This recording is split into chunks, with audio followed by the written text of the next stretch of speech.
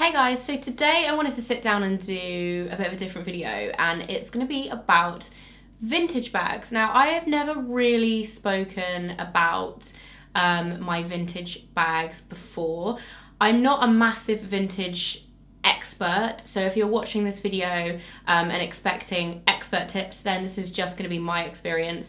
I have bought quite a lot of pre-loved and vintage over the years and either sold it on or either sold it on or kept it, obviously. Two options. What else do you do? Burn it, lose it. Haven't done either of those.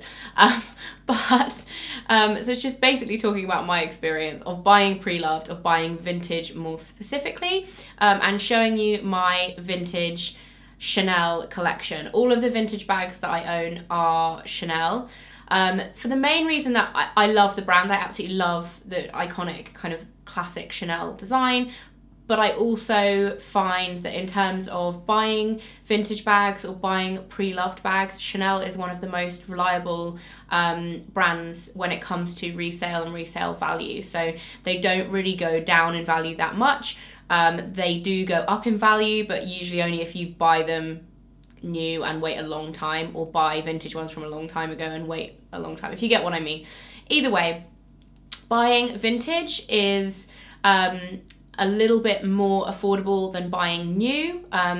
It depends on what you get, but in general, vintage bags are a little bit more affordable than buying new Chanel bags. And they're also a little bit more kind of, not unique because the designs are obviously classics, but they just, for me, there's something so unbelievably chic about vintage, especially vintage Chanel. I love the way they look. I love the quilting, how it looks a little bit flatter than the newer bags.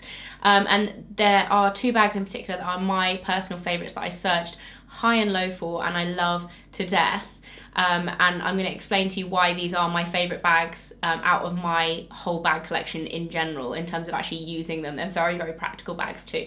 So starting off with talking about those, they are the square mini bags. So as you can tell, this one is black. It obviously looks quite shiny because of my light, but it is lambskin finish. And although you might, I feel like this light, you can see every single kind of dent and ding in it, it's actually in very, very good condition. This bag is from 1989, so the year after I was born. And then I do also have the same bag in beige, and they both have gold hardware. One thing that I am really searching for and would really like is a vintage square mini in I'm not actually that fussed about the colour, but with silver hardware. So just to show you through these bags, if you haven't seen them before or this design before, they do still make a square mini, but they changed the design. I don't know exactly when, but I believe it was maybe early 2000s. They changed the square mini design. So they make the bag still in a very similar kind of shape and dimension, but it's slightly less boxy, it's a little bit more rounded, and it's also slightly smaller. So if you see the vintage ones, you'll see if you open them up, the more vintage style has the strap actually attached to the side of the bag with these little S hooks, whereas the newer ones are attached to the bag in a different way. Like they've actually got they're attached to the side as opposed to having a hook that goes through a little eyelet. So as you can see, the bag is like a little tiny square, and the inside, it's a single flap bag. It has the CC logo on the inner flap, and then it obviously has Chanel there. Mine actually has some gum in it. Let's just take that out. And the inside of the vintage ones also, or at least in the black ones, because the beige one isn't, is the classic Chanel burgundy. You've got a little slip flap here and then a zip there. I love these bags because you can fit a lot in them. I can fit my iPhone, which is the biggest size iPhone, it's the 8XS, but basically the big iPhone. I can fit my small wallet. I can fit a pair of sunglasses without the case. Basically all of my day-to-day essentials I can fit in here. But then I also love it because it's one of the only Chanel bags that has the perfect crossbody drop. So if I show you guys, a lot of the Chanel bags actually have the drop is not quite right. So as you can see, this sits crossbody right on my hip. If you look at the classic bags, a lot of them actually have the perfect like over the shoulder strap, so when they're doubled up, so especially the jumbo size. If you try and wear that crossbody, it's way too long. If you try and wear the medium large size crossbody, it's way too short and comes like under your boobs. So the square mini is one of the only ones that for me is like the perfect crossbody wearable daytime bag. I also love this bag because it's so easy to take from day to night. It goes with every single outfit.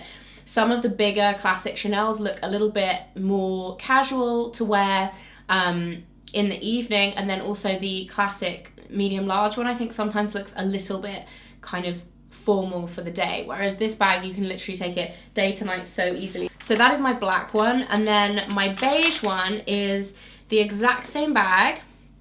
However, the finish of the leather is slightly different because it's still a lambskin bag, but this has actually been dyed.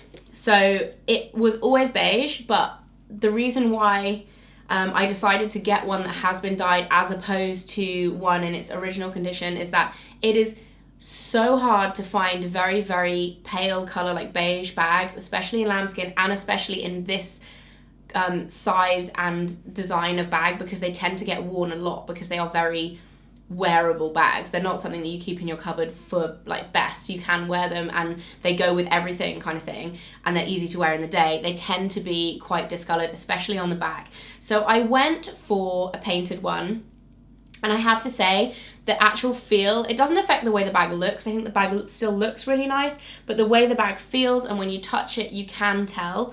On the inside, it's actually all, it's got a little bit of stuffing in there. It's all beige, as you can see, and there's a little bit more signs of wear on this one. This one's not as good condition as my black one. It is from the same year, from 1989, and you can tell if you're wondering about telling the year of Chanel bags. If you Google like Chanel bag authenticity code key or something like that, it will show you every single year. If you click on some of those like the bag forums, they'll have like the exact numbers, but it's basically a numbering system on the little stickers inside the bags. And this is before about like 1986, I think they started introducing the sticker system. Just trying to find where it is. It's in the corner somewhere. There it is. So if you can see, I don't know if you guys will be able to see, but in here there is a tiny little sticker in, hang on, in that bottom corner. Can you see at the bottom there? It's like a tiny little white sticker, and this is one of the first ones they started doing that from, because it's from 1989, and the code starts with a 1, which means it's from 1989, whereas if you they go on. So now the code for this year I think is like 25 and then a load of numbers. So you can work out how old your bag is, and also if it's authentic by looking at those, as well as a number of other factors. Like for me, a lot of the times now with Chanel bags, if I see them in person, I can tell instantly if they're fake or real, and especially with vintage because they have that years of wear. They do also have the authenticity cards that come with them, and some of them will have like the boxes and whatever in the receipt, but in terms of vintage, a lot of the vintage bags, people have lost these and they don't actually have them, so the stickers are a more kind of surefire way of telling something is real. However, I'm also going to talk to you guys more about my experience of buying vintage and the best places to buy vintage online. I've never actually bought vintage in person, so I'm not going to talk about that, but I am going to talk to you about the best places and the best ways and some of my tips for buying vintage online, because these two bags genuinely I think are my favorite bags in my whole collection, and I wouldn't rule out buying another square mini because I love them so much. I would quite like a modern one, like I said, a more modern one with the silver hardware. I think I would wear all the time, but equally these, I just absolutely adore them.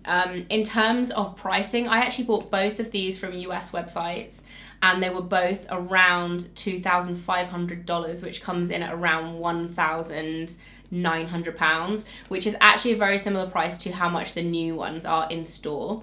However, the new ones in store are very difficult to get your hands on, especially if you want something specific like a beige one. So I was really happy with that. In comparison to some of the UK sites, they're a lot cheaper to buy from the US sites. I don't know why that is, maybe something to do with the exchange rate, but even like ignoring the exchange rate, when it comes to buying this specific design, like the square minis. For some reason, other stuff will be more expensive in the States. The square minis tend to be a little bit more affordable. So if you do find one on a US website and you happen to be in the States or have a friend that lives there, it's definitely worth looking at, because I've actually bought 3 out of 4 of the bags that I'm going to talk about in this video from the US. The next bag I wanted to show you guys that I also bought online from US website is this one. Now this is a less classic kind of iconic design, but it has elements of that. It's also in the least good condition out of all of the Chanel bags I had, but I saw it and absolutely fell in love with it. It's obviously very brandy, like this is, the whole bag is a logo, but it's really small. I think it's really beautiful. It's obviously the black lambskin. It's been used and worn a lot. It's got the gold hardware, although I have to say a lot of the gold plating has come off and is wearing off, but for me, like, that is kind of the charm of a vintage piece. Like, it still looks beautiful and well made. I just think it's absolutely stunning. This one is an example of Chanel not doing crossbody length very well. So if I can show you guys, like if you put this bag crossbody, it comes up like under your boob. So this one is more of a shoulder bag, or the way I have actually worn this most of the times I wear it, I take the strap off and use it just as a clutch, and I just think it's so gorgeous. It's got this really big tassel. Again, I bought this online from a US website. I'm going to talk more about which websites I like to use in a little bit, but this is actually from the early 80s, this one, so it doesn't have the sticker, the coding sticker. However, serial number, that's the word I was looking for earlier, the serial number, guys. Chanel serial number, Google that if you want to find out. I can't believe I'm so stupid. Anyway, so it doesn't have a serial number, but I bought it from a website that authenticates the bags before they send them on to you, so it is 100% real. And like I said, once you touch them, you can tell. You can just tell if something is real or not based on the quality, the weight, how it's worn.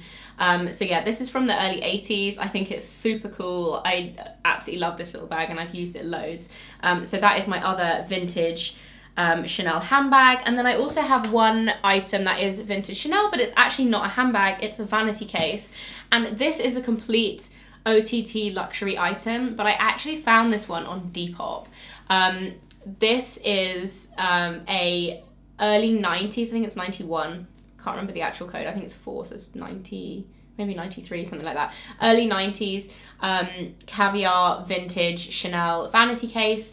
And I wouldn't normally buy vintage Chanel from Depop, but I did a lot of research in terms of looking at every single element of this bag and whether or not it was real, and it is real, it just hasn't been cared for very well. So as you can see here, this little padlock normally lives in here or is attached to the bag to lock the 2 tabs together, but one of the tabs is actually missing, so the padlock is now on here. This doesn't bother me at all because I wanted to buy this item to use. Hence I ended up buying this one from Depop because I actually got it for £350, which is a lot for a vanity case, I'm fully aware of that. But in terms of how much these sell for, if you have a mint one with the long strap, which it also, it doesn't have the long strap, they are around £1,000. But for me, I actually wanted to use this as a vanity case, not as a handbag or like, I mean, I find it crazy that people would use this as a handbag because it's so chunky, but this is actually full of stuff, by the way, because I'm going away tomorrow, so it's packed full of stuff. I do use this loads, and in terms of the money I paid for it, it's still a lot for a vanity case, but a lot of the newer versions, like Aspen will do one of these that's like 750 quid, and I mean, I would love nothing more than to have a vintage Chanel one, and it's a lot cheaper than that. So I was really happy with this. It was a good find on Depop, but in general, I would say be very wary with buying vintage on either Depop or eBay. This actually did come with an authentication certificate from another resale site that does authenticate their bags, so it had been previously sold by one of those websites even, so I obviously knew that it was a little bit more legit, but it's never a surefire way of telling something is authentic because obviously people can forge that as well. But yeah, that is my vintage vanity case. I'm not going to open it and show you inside because it's full of stuff and it's all going to fall out, but I wanted to show you that just to show you another item that I had bought online that's vintage. In terms of my tips for buying vintage bags and where to find them. I know in the UK a lot of people shop, basically one of the main places to shop for vintage is Vestiaire Collective, which is actually a French company, but they have like a UK website, so it converts everything into pounds. I have to say, I have previously bought a vintage bag from Vestiaire and a couple of other things actually from Vestiaire, but I ended up reselling that bag on. Not for any reason to blame Vestiaire, but just I didn't really like wear the bag too much. However, I would say from like doing a lot of research and generally keeping my eye on the market to see what's out there and what's selling for what amount of money, I find Vestiaire tends to be really expensive.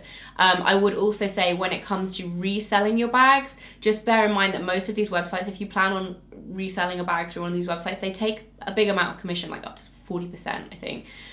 So I have never actually sold through one of those sites, but I'm quite lucky in the sense that I have an online following that if I ever put anything on my Depop, I've got a lot of people to kind of market my items to, so they do sell quite quickly through Depop.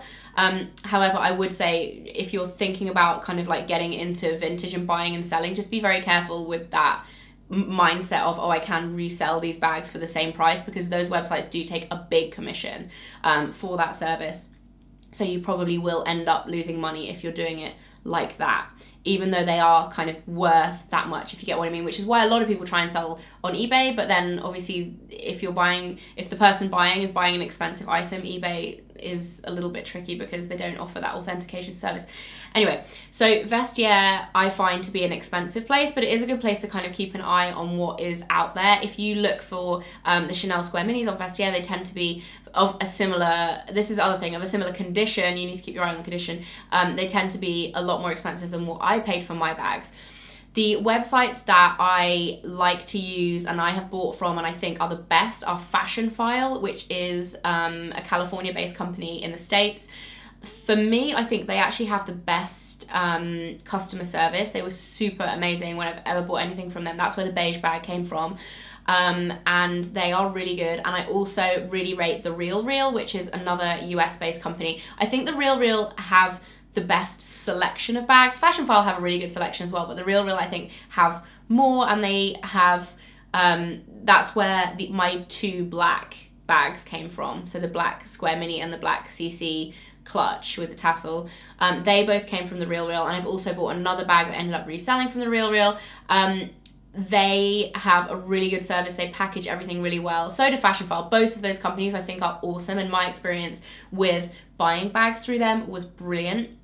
In terms of my tips for buying vintage, I would always say if you are looking on a phone, all of these companies have great apps as well. They like seriously great apps, and I am always like refreshing and looking. But before you buy something, make sure you go and you look at the photos on as big a screen as you can. So whether or not it's like busting into your dad's office and being like, hey dad, can I look at on your giant computer screen, which I actually have Mike for that, so I did it with Mike's laptop, but you know what I mean. Like if you just find a big screen if you can, or like blow up, like some people can do it on their TV screen or whatever, just to see the actual quality photos zoomed in as big as you can, blown up as big as you can, so you can really see what you're buying. I think sometimes when you're on your phone it's a little bit more tricky to kind of see, although they do have amazing quality photos, so you can kind of see to a certain extent. But I would say if you have access to a massive computer screen, like desktop computer screen, if you don't have one yourself, then like beg, steal and borrow one and have a look at the pictures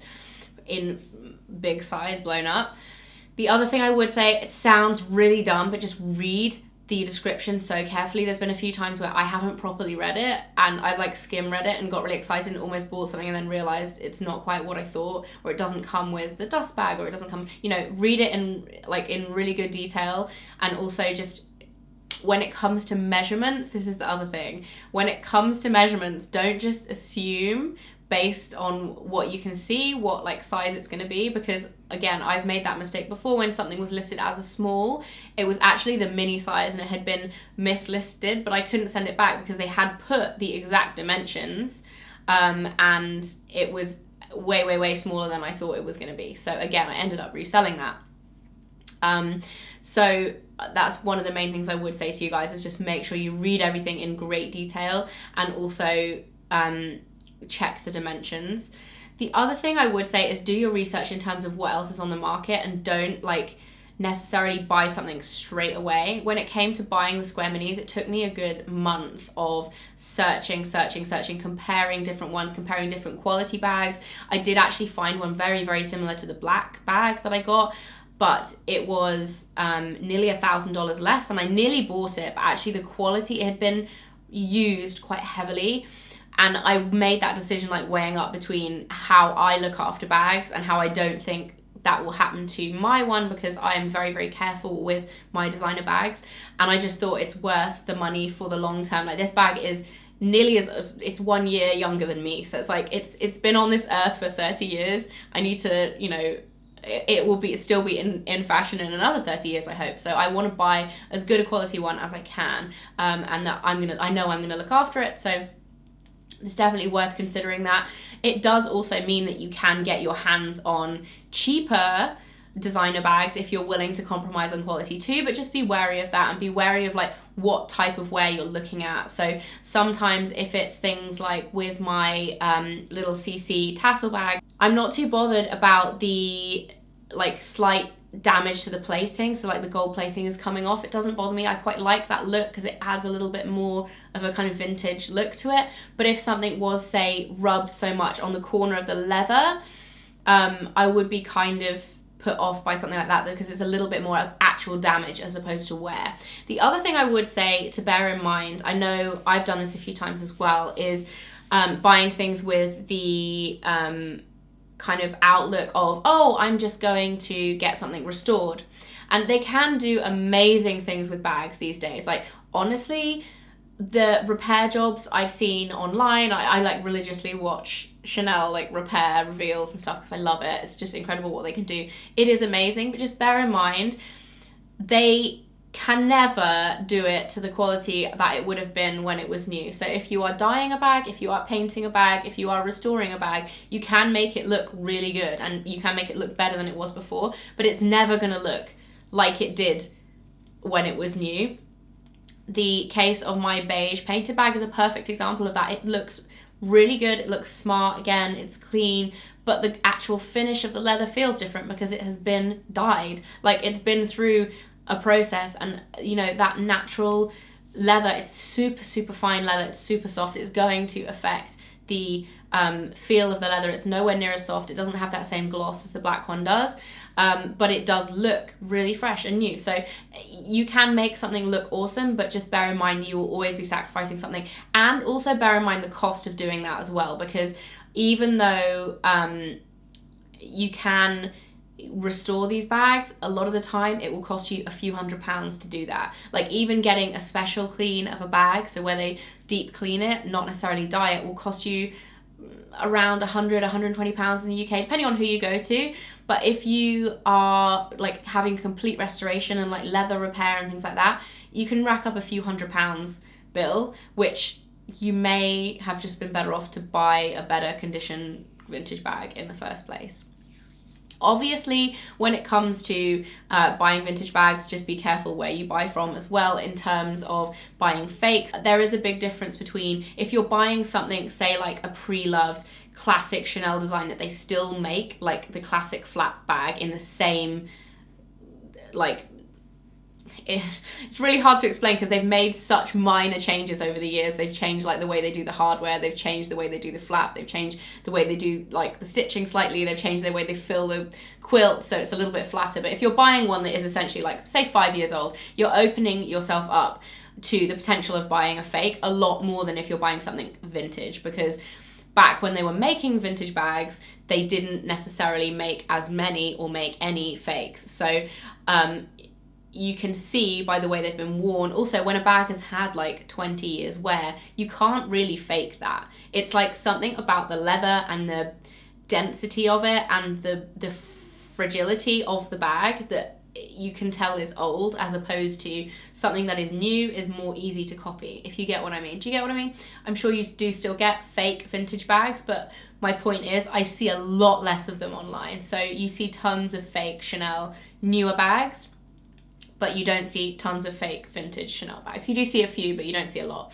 The other places I would mention, there are a few other places I tend to look for pre-loved. Another one that's really good actually, if you're looking for something pre-loved and not necessarily vintage, although they do occasionally have vintage pieces, is Huey, which is hardly ever worn it, so HEWI. They're a London-based company, and they have a lot of lightly used pre-loved items, not just Chanel bags or bags in general, but loads of fashion stuff. So I would definitely recommend checking those guys out as well. And there's a lot of other ones like Designer Exchange and things like that. But in terms of the ones that have the good stuff that I want to look at, The Real and Fashion File are like where it's at for me. However, I would say I have never actually shipped any to the UK. I've only ever bought them in the States and like picked them up in the States as opposed to ship them over here. I don't know how it works in terms of kind of shipping time, also customs and how long things get held. Obviously you have to pay import tax regardless, but sometimes if you order something online and it gets stuck in customs, that can take ages to actually process it. So I don't know that whole situation. I've always got them delivered like next day delivery, because I would rather do it that way than risk sending it overseas, if you get what I mean.